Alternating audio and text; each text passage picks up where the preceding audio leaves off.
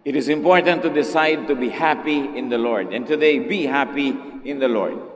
Maraming mga dahilan para tayo mamroblema, malungkot, pero lalo ka lang lulungkot pag nagdagdag ka pa ng pag-aalala. Happiness is a decision. And because God is God and God is in control, we can decide to be happy, even though there are many reasons and temptations to be sad.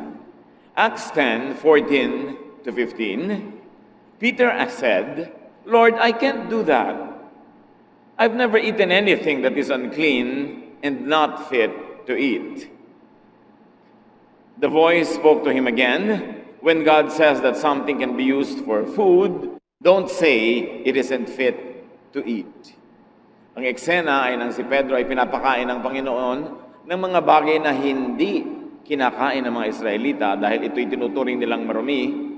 At sinabi ng Diyos, "Huwag mong matawag-tawag na marumi, ang ngayon ay ipinapakain ko sa iyo, therefore sinasabi ko sa iyo, malinis yan." Ang pag-aaral natin ngayon, pinamangatan, Blessed among widows. Pinagpala sa lahat ng mga balo. Isang napakahalagang kwento na kapupulutan ng mayamang aral.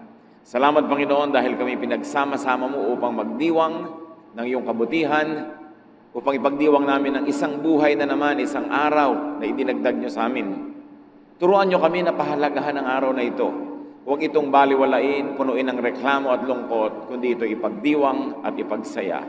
At ngayon, dalangin namin, kausapin niyo po kami ng isang simpleng mensaheng makapagpapatibay na aming pananalig at makapagpapasaya sa aming buhay. Lead us, teach us, be our preacher. In the name of Jesus Christ, your Son, our Lord, our friend, we pray with thanksgiving. Unang Hari, 17, 1-15. Si Elias ay isang propetang taga-Tisbe sa Gilead.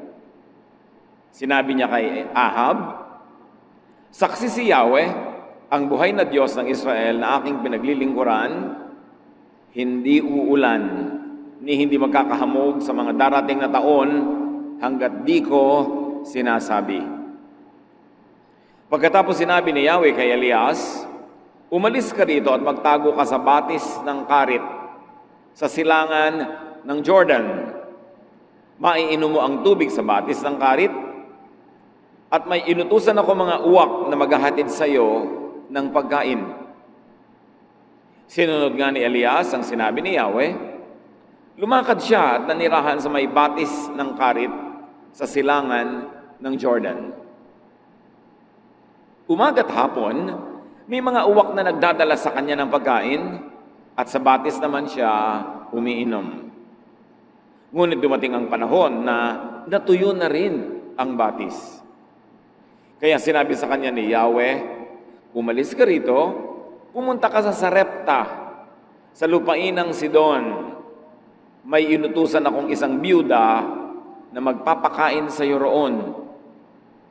Pumunta nga siya roon at nang papasok na siya sa pintuan ng lungsod, nakita niya ang biyuda na namumulot ng panggatong. Sinabi niya sa babae, "Maaari po bang makiinom?" Aalis na ang babae upang ikuha siya ng tubig nang pahabol niyang sabihin, "Kung maaari, bigyan mo na rin ako ng kapirasong tinapay."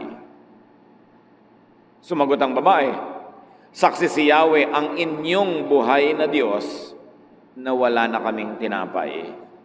Mayroon pa kaming kaunting harina at ilang patak ng langis. Namumulot nga ako ng panggatong upang lutuin iyon at makakain man lang kami ng anak ko bago kami mamatay." Sinabi sa kanya ni Elias, "Huwag ka mag-alala. Pumunta ka na at gawin mo ang iyong sinabi, ngunit ipagluto mo muna ako ng isang maliit na tinapay at pagkatapos magluto ka ng para sa inyo. Sapagkat ganito ang sabi ni Yahweh, Diyos ng Israel, hindi ninyo mauubos ang harina sa lalagyan at hindi rin matutuyo ang langis sa tapayan hanggat hindi sumapit ang takdang araw na papatakin na ni Yahweh ang ulan." Ginawa nga ng babae ang utos ni Elias at hindi naubos ang pagkain ni Elias at ng mag-ina sa loob ng maraming araw. Isang kagilagilalas na kwento na patuloy pa rin at maaaring maganap sa buhay natin ngayon. Isa-isahin natin at pulutan ng mga aral na maia-apply sa buhay natin ngayon. 1 Kings 17, 8-9. The Lord told Elijah, "Go to the town of Zarephath in Sidon and live there. I've told a widow in the town to give you food."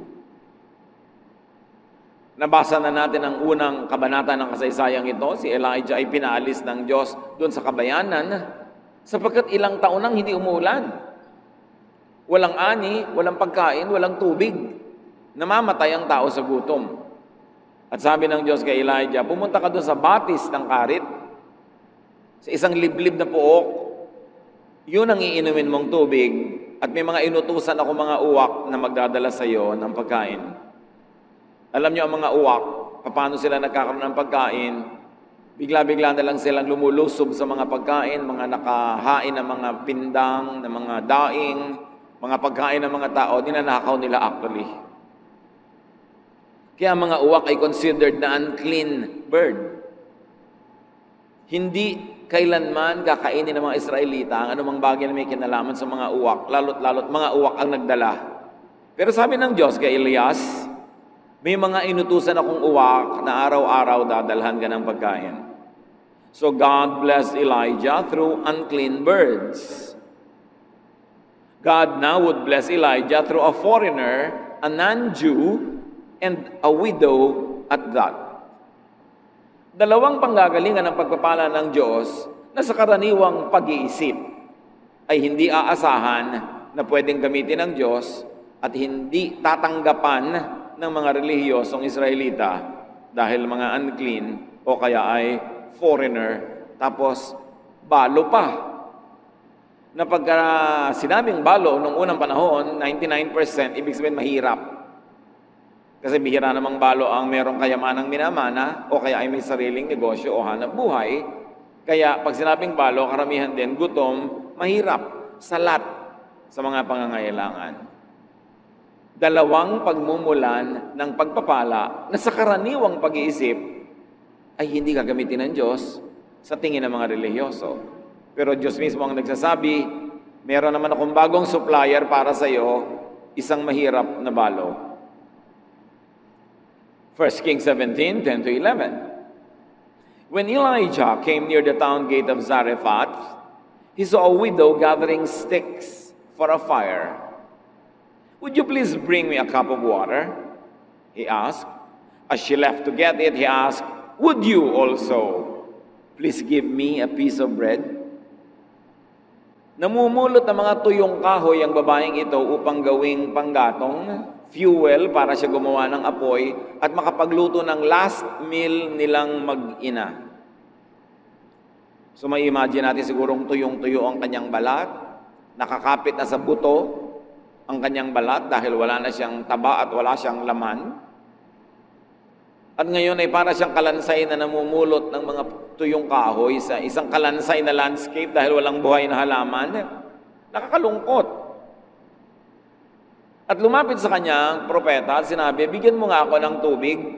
At sa kabila ng lahat, nakulang na nga ang tubig, buong puso namang tumalima ang babaeng ito. Papapunta na siya sa kanyang tahanan para kumuha ng tubig.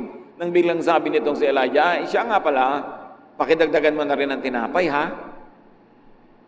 Water? O sige, bibigyan na nga, pero bread during a grave drought? It seemed to be a very tall order. Parang imposible, una na ibigay, at mas imposible naman itong mama na to, ang lakas ng loob humingi ng ganitong bagay. Pero alam na natin na inutusan ng Diyos ang babaeng ito. Hindi natin alam kung paano niya nalaman ang utos ng Diyos. Maaaring siya kinausap o maaaring unconsciously nakalagay sa kanyang isip na talagang magbigay sa araw na yon o maging mapagbigay. Kaya yung pagbibigay ko minsan, ang nag-uudyok talaga sa atin, Diyos, huwag nating pigilin. Pero huwag lang tayong papauto sa mga nanggagamit at mga abusado. Kailangan din, marunong ka. 1 Kings 17:12. The widow answered, "In the name of the living Lord, your God, I swear that I don't have any bread. All I have is a handful of flour and a little olive oil. I'm on my way home now with these few sticks to cook what I have for my son and me. After that, we will starve to death. Sabi niya, isinusumpa ko sa ngalan ng Diyos mo, sa ngalan ng inyong Diyos, wala akong tinapay. Yes, meron akong konting harina, konting patak ng langis, at ngayon meron ako pang gatong, gagawa ako ng apoy, magbe-bake ako ng konting-konting tinapay, at pagkakain namin yun, hihiga na kami mag-ina, at aantayin na lang namin ang kamatayan. Ganun kalala ang sitwasyon. It was grim and heartbreaking. Pero sabi ng widow, your God. The widow was not fully aware that she also believed in this God. Na nung siya ay tinutusan ng Diyos na pakainin ng propeta, siya naman ay sumangayon. Kaya't bibigyan nga niya kung anong meron siya, tubig nga ibibigay niya eh. Wala lang nga talagang reading tinapay, pero inamin niya, meron naman siyang konting harina. Alam niyo po ba na maraming mananampalataya na hindi nila alam na mananampalataya sila? Kasi maaaring iba yung religious background nila, iba yung nilakihan nila na environment. Pero yes, nananalig sila sa buhay na Diyos sa langit na sinasamba ng mga Israelita, pero hindi sila lang ang nakakakilala o sumasamba, bagamat meron silang conscious knowledge of this God. Hindi exclusive sa kanila ang pananalig na ito dahil maging sa Biblia, napakaraming patunay na maraming hindi Israelita ang nananalig sa Diyos. Bagamat hindi articulated, hindi ganong linaw ang kanilang mga doktrina, but in effect, in practice, they are believers, like this woman. 1 Kings 17:13 to 14, Elijah said, everything will be fine. Do what you have said, magluto ka ng balak mong gawin, go home and fix something for you and your son, but first, please make me a small piece of bread and bring it to me. Hindi natin alam kung si Elijah ay diabetic, bumababa na ang kanyang sugar levels, kailangan siyang unahin. Kaya sa mga kainan, merong lane dapat ang senior citizens, hindi lang dahil mahina na sila at matanda na sila, marami sa kanila diabetic na rin. At alam niyo ng mga diabetic, pag nagutom, kailangan pakainin agad dyan. Bumababa ang blood sugar. Well, we don't know if that's the case of the prophet. Pero sabi niya, sige, gawin mo yung balak mo magluto para sa inyong dalawa. Pero pakiuna mo na ako. Magluto ka muna ng kapiraso, dalhin mo sa akin, at pakainin mo ako. Verse 14, the Lord God of Israel has promised that your jar of flour won't run out and your bottle of oil won't dry up before He sends rain for the crops. Sabi niya, tama ka, magluto ka, pero unahin mo ako. Maaaring ang uunahin niyang lutuin, yun na yung lahat-lahat ng harina niya. Wala nang matitira sa pangalawang luto. Pero sabi ng propeta, pag ginawa mo yan, hindi mauubusan ng laman ang iyong banga. Tuwing dudukwang ka at titingnan mo ang loob, meron ka uling maluluto, kaya sige na, ipagluto mo na ako. Siguro ngayon, sa mga young people, pag sinabi mo yan, ang sagot nila sa iyo, uunahin talaga kita. Huling-huling supply na nga ito. 1 Kings 17:15, the widow went home and did exactly what Elijah had told her. Sabi sa inyo, mananampalataya ang babaeng ito Hindi lang niya alam. She had great faith. She was a believer, better than most people, na yung pananalig nila ay nakadoktrina, nakakwadro, nakasulat, nakadikit sa refrigerator, pero hindi naman ginagawa sa totoong buhay. Ang mga paniniwala nila ay malinaw na malinaw, ipinaglalaban, ipinagtatalo, nakikipagdigma sila at nakikipagdebate, pero sa totoong buhay, hindi naman sinusunod. Ang babaeng ito, hindi malinaw sa kanyang pananalig, hindi niya nga alam, mananalig pala siya Pero sa totoong buhay, she practices that faith. And at least, what she had was kindness. And kindness is high religion. May bubuti pa bang relihiyon sa pagiging mabait? Sa pagiging mabuti? Aanin mo ang relihiyon kung di ka naman mabait at mabuti. So ang babae ay sumunod.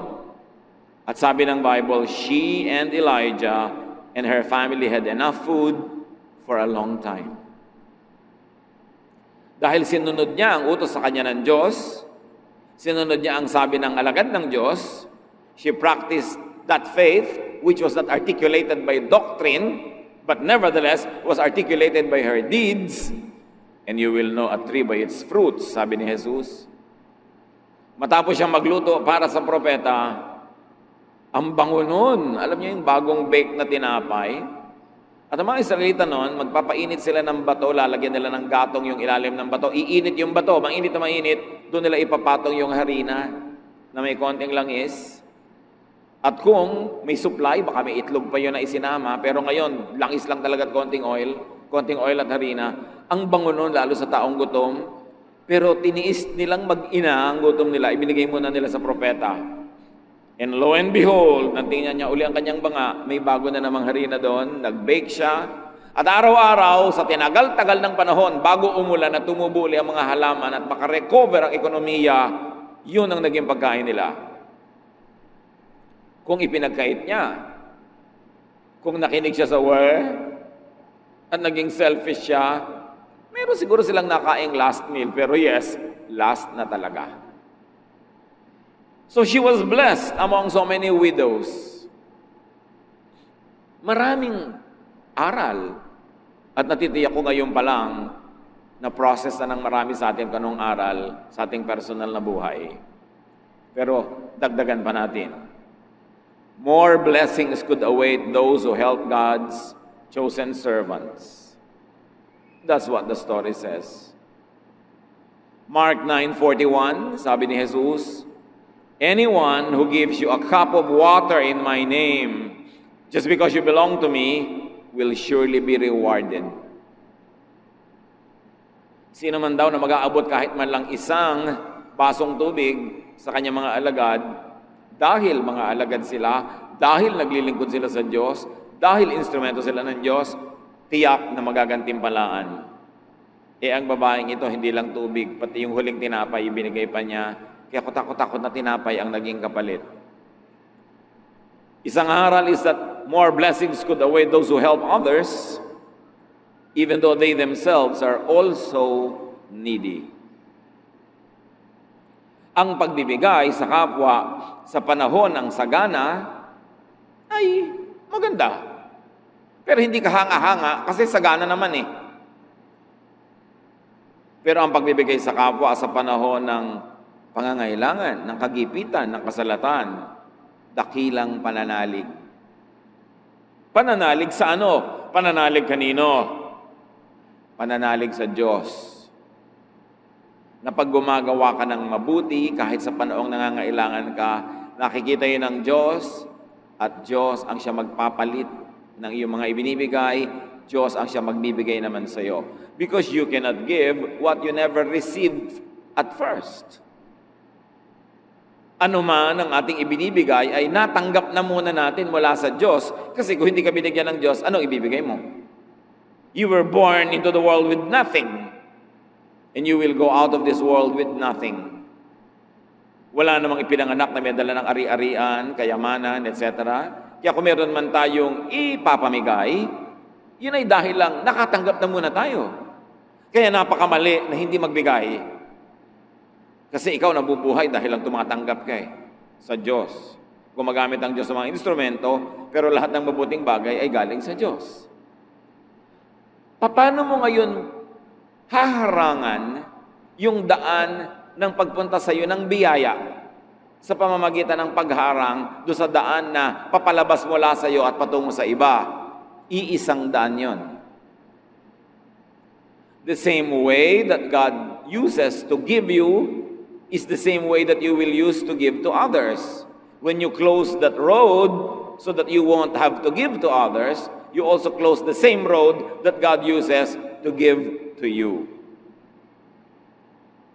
Pag naging maramot ka sa kapwa, pinipilit mo ang Diyos na maging maramot din sa iyo. Kasi ang sabi ni Jesus, give and it shall be given to you. Magbigay ka at ibibigay din sa'yo. Sa katunayan, dahil ibinigay na sa'yo, kaya magbigay ka. Kung sobra ka magpapakatalino, magpapaka-wise, magpapaka-selfish, you will survive for a few days, but beyond that, no more. Kaya ang tunay na matalino, mapagbigay. E paano pa kung hindi ka lang matalino at maka-Diyos ka pa, di lalo ka mapagbigay? Hindi matalino yung maramot. Akala ng iba, katalinuhan yun, be wise. No. Pwede mo ba naman mawawisan ng Diyos? Siya na nakaabang, naghihintay, nanonood sa lahat ng ating ginagawa, pwede mo bang mailihim sa Kanya na ang damot-damot mo? Because in the same way you give, it shall be given to you. Alam ng mga taong generous kung gaano ka-generous ang Diyos. Ang mga kuripot, hindi nila mararamdaman yung generous giving ng Diyos. Kasi kuripot din ang pagbibigay sa kanila. Hindi ba kayo nakakahalata? Yung mga kuripot, yung mga hindi mapagbigay, yung mga mararamot, habang buhay nagtitipid. Habang buhay, tuos ng tuos. Habang buhay, kwenta ng kwenta. Habang buhay, tiis ng tiis. Kasi yun ang style nila. Pag tinitiis mo ang iyong kapwa, titiisin ka rin ng langit. Pag binemenos, nililiitan, kinokontian mo ang bigay sa iba, di konti rin ang dating ng blessing sa'yo, kaya katipid ng tipid. Sasabihin ng iba, alam mo, kaya ako nabuhay ng matagal, katitipid ko. Hindi nila naiintindihan, kaya ang tagal mong tipid lang ng tipid, kasi kuripot ka. Imposible ba sa Diyos na buhusan ka ng pagpapala pag gusto niya? Sino makakapigil sa Diyos kung gusto kanyang palangoyin sa pera? At sino naman ang makakapigil sa Kanya kung ayaw Kanyang bigyan? Alam niyo kung sino ang makakapag-udyok sa Diyos at makakapigil sa Diyos? Tayo rin. Because in the same way you give, you receive. What you do to others, they do unto you, and God does to you. Ang tunay na matalino, mapagbigay. Kasi ang pagbibigay ay pagtatanim. At ang pagtatanim ay pag-ani. Hindi man yung binigyan mong eksaktong tao ang anihan mo, aanit-aani ka sa iba. Kasi si Jesus ang may sabi, what you plant, you harvest. Pero ang pinagkakait, ipinagdadamot mo sa iba, ipagkakait at ipagdadamot din sa iyo ng langit. Kaya maging mapagbigay dahil matalino, at lalo naman kung dahil maka-Diyos. More blessings could await those who believe that God will provide. Alam niyo yung karamutan, ibig sabihin nun, hindi ka masyadong naniniwala that God can provide for your needs.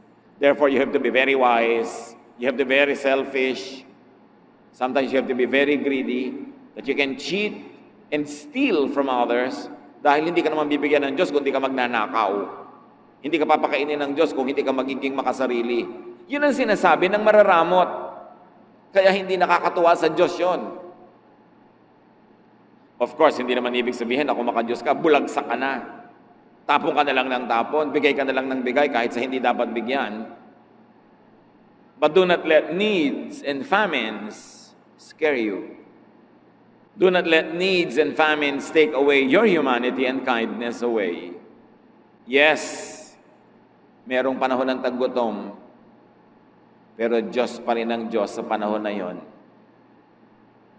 Yes, may panahon na wala kang kita, wala kang trabaho, wala kang negosyo. Yes, may panahon na lugi ka. Yes, may panahon na salat at kulang na kulang ka. Pero ang Diyos ay nakaupo pa rin sa kanyang trono at siya pa rin ang Diyos.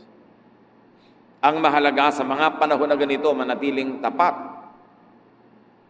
manatiling nananalig, at manatiling mabait.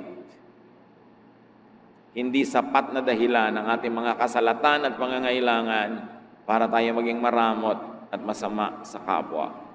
Ang tunay na nananalig, you will be good in spite of needs, in spite of wants, in spite of poverty. Hindi ka bayanihan sa mayaman na magbigay kasi hindi naman niya babawasan ang pagkain sa plato niya. Bagamat kabutihan yon. Pero kabayanihan, sa taong kokonti na yung pagkain niya, sasaluhan pa niya ang iba. Sa palagay nyo, hindi yun nakukwenta ng Diyos? Hindi yun nakikita ng Diyos. Kaya ang karukhaan ng pangangailangan ng paghihirap ay napakalaking tukso. Akala ng iba, ang tukso lang isang babaeng nakabikini na nakaupo sa malaking plato. O isang gwapong lalaking nakatrunks at kikindat-kindat sa'yo. Laging yun lang ang tukso. No! Ang kahirapan ay kasalatan ay napakalaking tukso na maging maramot. Na maging makasarili. Tukso rin yun. At yung pagyaman, malaki ring tukso. Kasi yung yumayaman, lalong gustong yumaman. Kaya napapansin nyo, mas yumayaman, marami, mas kumukuripot pa. Kasi tuwang-tuwa siyang dumadami yung iniipon niya, nagiging Diyos na niya yon. Tukso rin yon. Maraming tukso. Pero kung nakafocus ka sa Diyos, hindi ka malilito ng ganito mga bagay. So this widow was really a believer, though she was not an Israelite. But she was better than all of those Israelites at the time because she was the only widow blessed by God during that famine. Not one widow in Israel was blessed. So be discerning. Yes, be good, but be discerning even in dispensing kindness. Hindi ibig sabihin ng kabaitan ay kawalan ng talino. Alam niyo naman, sabi nila, kapatid ng kabaitan ang kablangkan. Madalas talaga nakakalito yung dalawang yon, kung mabait ka ba o blank. Pero ang tunay na makadiyos, mabait pero matalino. Be discerning in dispensing kindness, especially to religious opportunists. Marami mga oportunistang relihiyoso, gagamitin ang verse na ito para katasan ng mga widows, katasan ng mga mahihirap, makuha ang mga pera nila, mapunta sa isang bundat na bundat, busog na busog, at ang yaman-yaman ng mga relihiyosong leaders. So matalino ka rin, and be discerning, especially in entrusting scarce resources to others. Konti na nga yung resources mo, yes, nagbigay yung babae, pero hindi kahit kanino na lang, ibinigay naman niya dun sa propeta na sinabi ng Diyos ay bigyan niya. Matthew 10:16, sabi ni Jesus, be as wise as snakes and as innocent as doves. So kailangan wise ka kung mananampalataya ka. Hindi ka blank. Hindi ko mo mananampalataya ka, blank ka na. Dapat matalino ka. Kailangan nag-iisip ka. Hindi ka basta bigay ng bigay. Pinag-iisipan, ipinapanalangin. Pero ayon sa udyok ng Espiritong Banal, we become generous. Belief in God is not limited to those with religious awareness. Nakita niyo yon? Wala namang masyadong sinabing religious awareness ang babaeng ito. Pero ang pananalig niya, platinum. Kasi nakikita sa gawa. Ang tunay na pananalig ay nakikita sa gawa, hindi sa salita, hindi sa doktrina, hindi sa laki o version ng Biblia na hawak mo, kundi sa gawa. Kaya maraming mga tao hindi relihiyoso sa biglang tingin, pero mas spiritual pa kaysa sa mga relihiyoso dahil sa gawa. By their deeds you will know them, sabi sa Bible. By their fruits you will know them if they are children of God. And apparently, very clearly in this story at least, and in many more other stories, God's blessing is not limited to Israel or to Israelites. God's blessing is not limited to certain persons or groups of persons. Walang limitasyon kung sino ang pwedeng pagpalain ng Diyos. Hindi garantisado na pag relihiyoso ka, blessed ka na. At meron naman mga hindi relihiyoso na be-bless. Luke 4:25-28, sabi mismo ni Jesus, isa sa mga konting kwento sa Old Testament na kinote ni Jesus, once during the time of Elijah, there was no rain for 3.5 years. And people everywhere were starving. There were many widows in Israel, but Elijah was sent only to a widow in the town of Zarephath near the city of Sidon. When the people in the meeting place heard Jesus say this, they became so angry. Nangangaral si Jesus sa loob ng bahay dalanginan nang inungkat niya ang kwento ng babaeng ito. Sabi niya, alam niyo noong unang panahon, 3 kalahating taong walang ulan, Anong klaseng El Nino yan? Ang tagal. Drought. Pag may drought, walang tubig. Pag walang tubig, walang halaman. Pag walang halaman, walang kakainin ng sino man. 3.5 years. Kung may itinago ka man, ubus na dahil 3.5 years. Sabi niya, wala ni isang babaeng balo sa Israel na pinagpala at pinili ang Diyos, kundi ang babaeng ito na taga Sidon, meaning Gentile, hindi Israelite. Sabi ganoon, siya lang ang pinagpala ng Diyos. Nagalit ang mga banal at relihiyosong Israelita na nakikinig noon sa sermon ni Jesus. Bakit sila nagalit?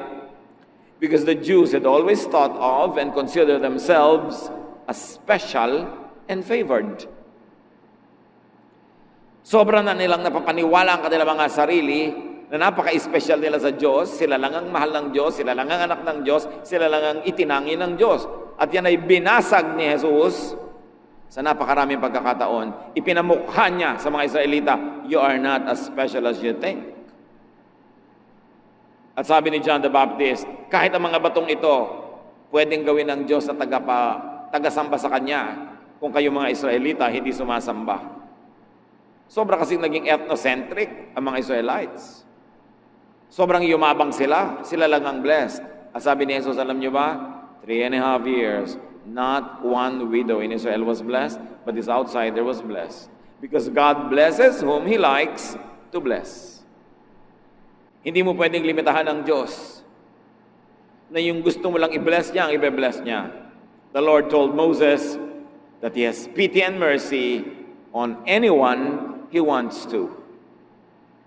Kung sino man ang maibigan ng Diyos sa kaawaan, tulungan, sino ang makakapigil sa Kanya. So God can bless you because maganda yon. Napagpapala ka dahil bagay ka, karapat-dapat ka, marami kang ginagawang mabuti, religyoso ka, etc. But God can bless you in spite of. Yes, pwede kang pagpalain ng Diyos dahil bagay ka, at pwede kang pagpalain ng Diyos kahit di ka bagay pagpalain, lalo sa tingin ng iba. God can bless you anyhow, anyway. Ganun kahiwaga ang Diyos. At kahit nagugutom ang buong bayan, God can bless you if God likes to bless you. Kahit huling harina mo na yon, pwede niyang dagdagan kung gusto niya. Luke 1:37, nothing is impossible for God. Walang imposible. Kaya pagka meron tayong mga suliranin, meron tayong mga pangangailangan, huwag kayo dun tumitig. Ang titigan nyo yung Diyos na kayang lutasin ng ating mga suliranin. Pag meron kang pangangailangan, ang titigan mo yung Diyos na kayang magbigay. Pag may kinakatakutan ka, ang Diyos ang tingnan mo na siyang nagbibigay sa iyo ng proteksyon laban sa iyong kinakatakutan. Sa oras na ang tingnan mo dilim, nalilimutan mong may liwanag. Pag ang pinakuan mo ng mata ay problema, nalilimutan mong may solusyon. Lahat ng problema may katapat na solusyon. Pero pastor, wala pong solusyon ang problema ko. Eh di hindi problema yon. Kasi pag may problema, may solusyon. Yun ang ibig sabihin ng problema. Pag walang solusyon, hindi problema, huwag mong problemahin, tanggapin mo. Kaya naman kung minsan nahihirapan ka, pinoproblema mo ang hindi problema. Halimbawa, ang height ko lang po, 3 feet and 2 inches. Problema ba yan? Anong solusyon? Wala po. Di hindi problema, tanggapin mo. Tumungtong ka na lang sa bangko. Ba't mo pinoproblema? Hindi pala problema dahil walang solusyon. Ngayon, kung may solusyon, yun ang problemahin mo. Tumingi ka sa Diyos, ang lakas na malutas yan. Walang hindi kaya ang Diyos. Mark 9:23, if you can, said Jesus, everything is possible for one who believes. Bakit may nangyayari sa iba at sa iba wala? Maraming dahilan. Maaring hindi na kalooban ng Diyos para sa kanila, maaring hindi pa yun ang panahon. Pero, ang pinakamalaking dahilan ay ang ating personal na pananalig. Sabi dito ng mga humihingi ng himala kay Diyos, kay Jesus, kung kakayanin niyo po, kakayanin ninyo, natulungan kami. At sabi ni Jesus, kung kaya ko, siyempre kaya ko. Pero hindi yung kaya ko pinag-uusapan. Ang pinag-uusapan ay, nananalig ka ba? Given na kaya ng Diyos. Pero hindi kaya ng Diyos ay gagawin ng Diyos kung wala ka namang pananalig. So yung pananalig mo ang susi na magbubukas sa lock ng pagpapala ng Diyos. Yes, may pagpapala sa loob. Meron, kaya niya. Pero ang magbubukas doon ang iyong pananalig. Kaya kailangan nananalig. What are your needs? Tulad ng babaeng yan, may mga pangangailangan tayong lahat. Ewan lang kung merong mas sisidhi pa sa pangangailangan niya, nakakain na sila ng huli nilang pagkain mag-ina at mamamatay na sila. Ewan kung may makakaproduce ng mas malalapad dyan at wala. Therefore, may solusyon ng needs na yan. Nakakita na ba kayo ng banga na hindi naubusan ng laman? Huwag niyong masabi-sabing wala dahil kakatingin-tingin lang natin. Meron. At kung nakabukasan yung spiritual eyes, you must have seen it already. Hindi ito kwentong kutsero. Hindi ito kwentong barbero. Ito ay Biblia na pinag-uusapan natin. Salita ng Diyos. Merong banga na hindi nawawala ng laman. At yung bangang yon, pwedeng banga mo sa bahay. Sa katunayan, baka nga kaya buhay ka pa ngayong kapatid kasi hindi naubos-ubos yung banga. Hindi mo lang nahahalata na pinagpapala ka ng Diyos. Kasi kung hindi ka pinagpapala ng Diyos, dapat matagal ka ng patay. Dapat matagal ka nang namatay sa gutom, nasagasaan ka na ng lahat ng tricycle at tren at kotse, sa lahat ng pagtawid mo sa lansangan, nahulog ka na sa lahat ng kalsada, nalunod ka na sa lahat ng swimming pool, nalason ka na sa lahat ng pinagkakakain mo sa mga tabi-tabi. Buhay ka pa nga, hindi ka ba malaking himala ng Diyos? Tapos nalilimutan natin, yes, himala tayo ng Diyos. Kailangan pa ba talagang may mga trompeta ng anghel, mga kulog at kidlat at mga kampana para malaman mo naghihimala sa buhay mo ang Diyos? And most of the time, we are ungrateful, blind to the blessings of God dahil hindi tayo nakatingin. O pagtingin mo, mayroong laman, sabi mo, ay, walang palaman. Walang dressing. Nalilimutan natin kasi kuminsan yung pagpapala kasi ang hinahanap natin yung icing, ang laki-laki ng cake na nasa harap mo. Nandito pa tayong lahat dahil katulad tayo ng babaeng ito. Up to this moment, at the very least, hindi na ubusan ang banga nyo. Kahit mga kuminsan napakaburara natin, napakapabaya, kuminsan hindi maingat, pero ayan, buhay pa rin tayong lahat. God can bless you. And remember this, God can bless you even through ravens. Kahit unconventional at unclean, maruruming mga uwak, ginamit ng Diyos para kahit panandalian, buhayin yung kanyang anak na walang makain. So, hindi na kailangan magselan-selan ka, lalo sa panahon ng pangangailangan. Nauunawaan niya ng Diyos at may ganap at sapat na mga halimbawa sa Biblia. Ang Diyos nga nagsalita sa pamamagitan ng isang donkey. Pinagpala ng Diyos ang mga spies ng Israel through a prostitute, Rahab. Marami mga relihiyoso ngayon, mas maselan pa doon sa mga karakter sa Bible na pinagpala talaga ng Diyos. Meron pa, walang katrabaho sa buhay, tapos may nag-alok, kaya lang may trabaho pag linggo. Ayaw payagan ng kanyang religious leader na magtrabaho dahil linggo kailangan nasa church. Namamatay ka na nga sa gutom, hindi ka pa tatanggap ng trabaho, di magsimba ka pag Miyerkules, pag Huwebes, pag Sabado. Tatanggihan mo yon? Meron pa nga nagtatanong, paano po yan? Nagtatrabaho po ako sa ganito, ganun. Nasabi po ng leader namin, hindi daw banal yung pabrika na yon, hindi daw banal yung trabaho na yun. May iba ka bang choice ngayon? Wala nga po. Di binibigay sa'yo ng Diyos yan para ka mabuhay kahit panandali. Di maghanap ka ng iba. Pero habang hindi ka nakakahanap, ang gusto mo, magpakamatay ka sa gutom. Patayin mo mga anak mo nakaasa sa'yo dahil ang banal-banal mo. Itong ang propeta pinakain through these ravens. And this prophet, a man, was fed by a widow.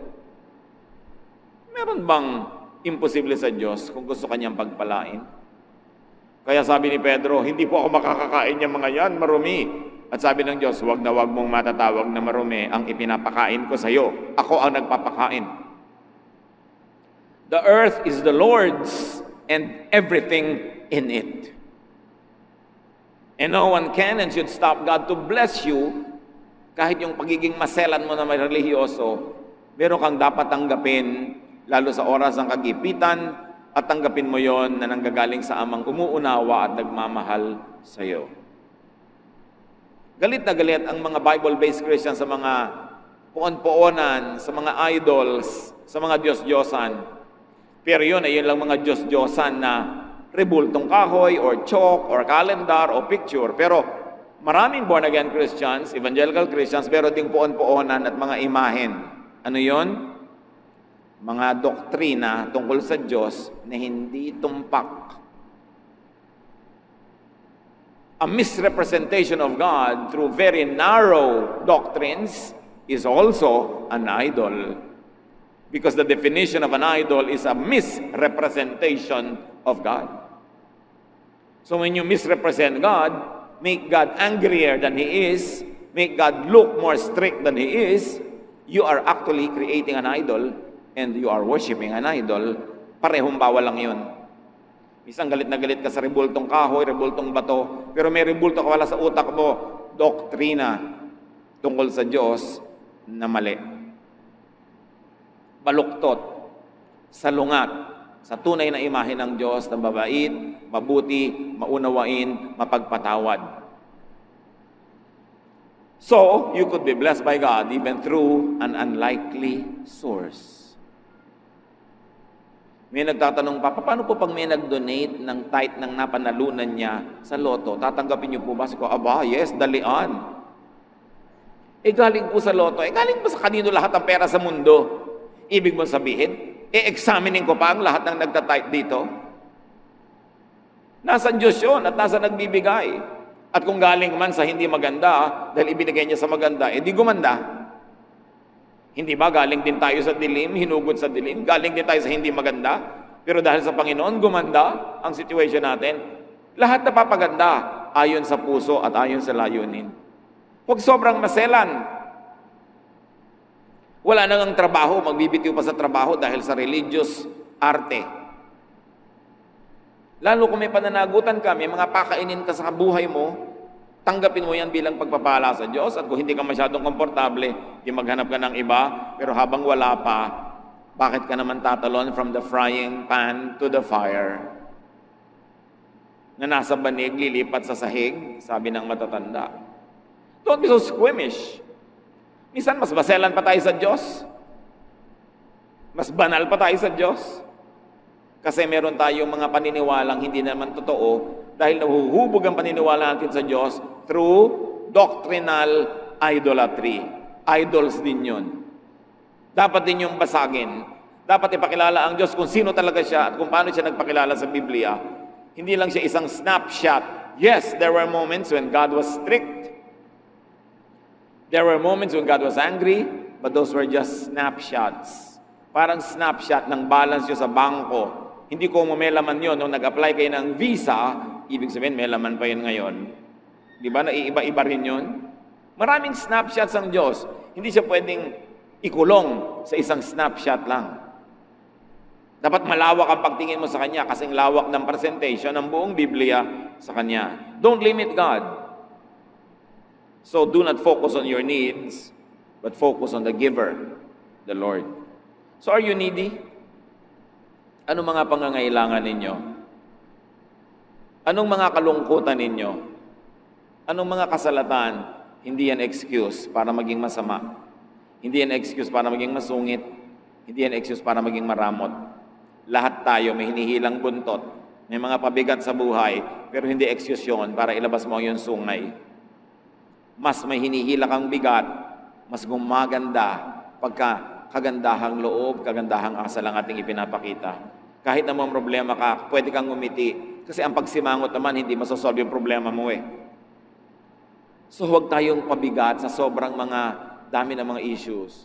Huwag nating lilimutin ng Diyos kasi siya ang laging tumutulong sa atin.